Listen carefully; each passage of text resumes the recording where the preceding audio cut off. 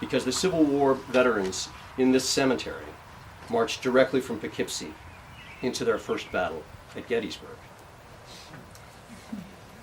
A battle where there were as many men killed and wounded in 3 days as in the entire Vietnam War. Katharine Bates did something which few of us do. She looked at these men and their lives, peering beyond their uniforms and titles, and she saw into their souls. And then, in her writings, she reflected on the impact of the war had on their lives and the meaning of what they'd done. How else could she have known about the phrase liberating strife, the phenomenon known to warriors in which the acceptance of imminent death liberates you and erases your fear? How else could she have known about soldiers rescuing wounded enemies or throwing themselves in front of explosions and bullets, thus valuing mercy more than life? Singing Glory Hallelujah, his terrible swift sword, the sounding of the trumpet, and never retreating is inspiring for those who have never seen combat. But those words would never have been written by anybody who'd actually seen the ravages of a terrible swift sword. Katharine Bates understood that. And she paid respect to veterans by distilling their stories into the poetry that we still sing today. We come together on Memorial Day to pay respect, as Katharine Bates did, to the veterans of the many wars interred in this and our other many cemeteries. But what does exactly mean to pay respect? It's an odd turn of phrase. What is respect, really? And why are we paying for it? Now, the word respect is so diluted nowadays that it's hard to tell what it's actually supposed to mean anymore. Young people say respect when they pull off an act of athleticism or when somebody says something witty. Public service messages tell people to respect themselves and stop using drugs. We veterans swat the hats off of men during the national anthem and we hiss respect at them. But none of these meanings apply here. Respect comes from the Latin words re and spectare, as in spectacle or spectate, to look at again. So when we respect our deceased veterans, we're supposed to be looking again at their lives, what they stood for, and what some of them fell for. We pay that respect because we, the living, are the ones who will gain something from it. And we pay for that privilege with actions that are valuable to us: silence, reverence, and humility. 3 things that are in short supply nowadays and are therefore quite valuable. So it is established that once a year we gather to re-examine the lives of our deceased veterans. But to what end? What is it about deceased veterans that merits us dedicating an entire day to them? I reflected on that question myself last week when I was walking around and looking at the names of the soldiers, the sailors, the airmen, and the Marines who are buried here, and Coast Guardsmen as well. And I was looking for something that connected them all. Yes, they all have flags marking their stones. They all served honorably. They all loved their country. They followed orders, and they believed that their cause was just. But none of those qualities distinguish them from soldiers and sailors in any country. Some were from the same family, some were married.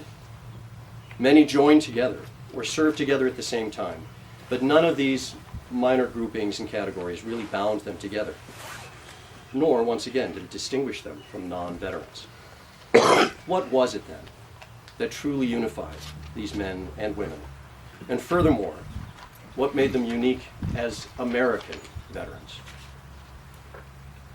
Only one thing connected them all. They all took an oath to support and protect the Constitution of the United States from all enemies, foreign and domestic. Recently departed sailors like Marianne Goh, soldiers like James Shequin, Marines like Leroy Swindle, took the same oaths as their distantly departed predecessors, Stephen Fields and James Lyman, buried down there. They swore to sacrifice their lives to defend a set of ideas written on a parchment that none of them had ever seen. The truth is, most of the service members lying in this field of honor had no idea what they were truly defending, despite the oath, until they went into battle.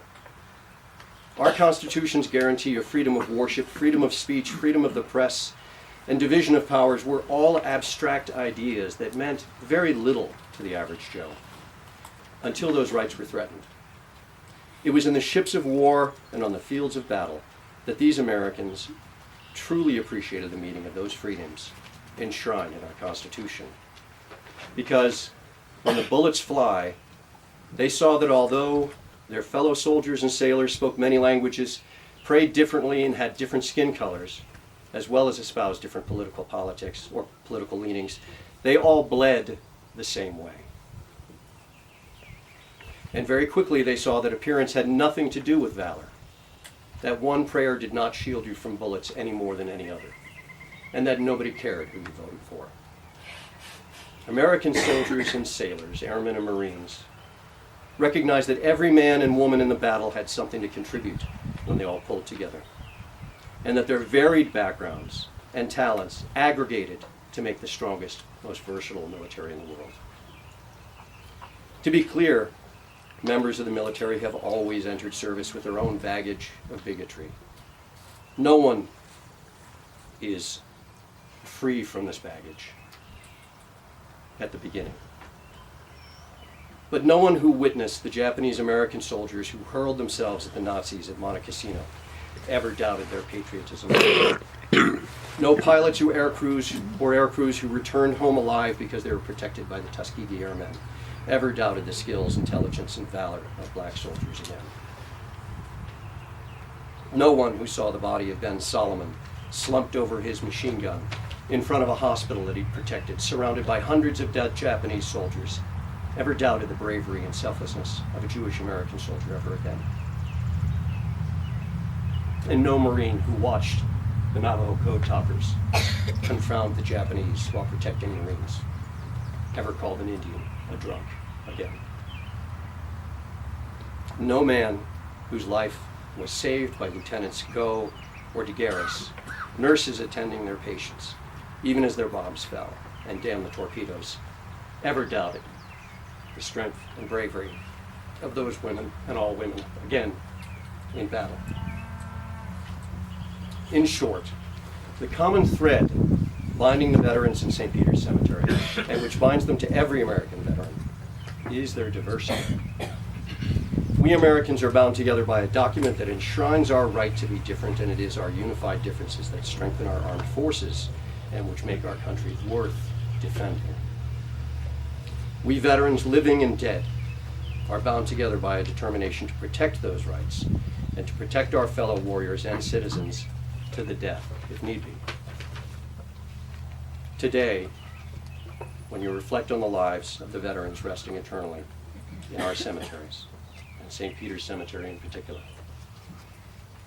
consider how you, as an American citizen, have made their sacrifice worthwhile. Consider how you can protect the rights of your fellow citizens. As it said in the reading, your fellow citizens are the great multitude who have come from every nation, tribe, people, and language. And consider how you will uphold their inalienable constitutional right to worship, speak, look, and think differently for you, for it is in our unified differences, e pluribus unum, that we will remain strong. Amen.